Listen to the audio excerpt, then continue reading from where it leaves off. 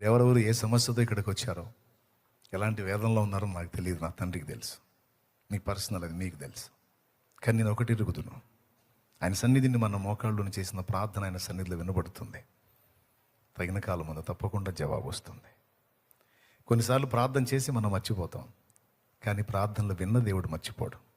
మన కన్నీటిని తన బుడ్డిలో దాచుకుంటాడని 56వ కీర్తన 8వ వచనంలో ఉంది.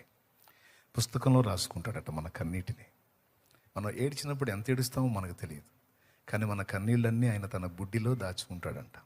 నేను కాదు, వాక్యం చెప్పింది ఆ మాట. 56వ కీర్తన 8లో, నా సంచారములను నీవు లెక్కించి ఉన్నావు, నా కన్నీళ్లు నీ బుడ్డిలో నుంచబడి ఉన్నవి, అవి నీ కవిలలో కనబడును కదా అన్నాడు. కవిల అంటే పుస్తకం.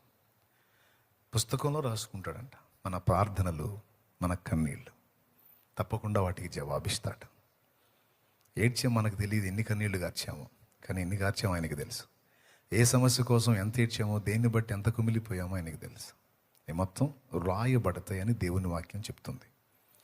కాబట్టి మోకాళ్ళుని కన్నీళ్లతో మొర్ర పెట్టడం, దేవుడు వాటిని గై కొన్నాడని నమ్మి మనసారా స్తుతించటం, నా ప్రార్థనలు విన్నందుకు నీకు స్తోత్రము తండ్రి అని కృతజ్ఞతలు చెప్పటమే మన బాధ్యత. చెప్పండి, వ్యతిరేకంగా ఆలోచించుకుంటారా? వ్యతిరేక ఆలోచనలు రాణిస్తారా? అలాంటి కీడుకరమైన ఆలోచనలు వచ్చినప్పుడు సాతానా యేసు నామములో ఆజ్ఞాపిస్తున్నాను, వెళ్ళ, నా దేవుడు నాకు తోడై ఉన్నాడు. అలా జరగదు, నా దేవుడు నన్ను కాపాడుతాడు, నా పిల్లల్ని కాపాడుతాడని వాడిని గద్దించి, నా దేవుడు నా వారిని కూడా సంరక్షించగలడని, ఏ విషయంలో నెగిటివ్ థాట్స్ వస్తున్నాయి ఆ విషయంలో నువ్వు పాజిటివ్గా దేవుని బట్టి పలకాలి, అదే విశ్వసించాలి. నేను చెప్పే ఈ మాట తేలిగ్గా తీసుకుంటే నష్టపోతారు, తీవ్రంగా తీసుకోండి బాగుపడతారు.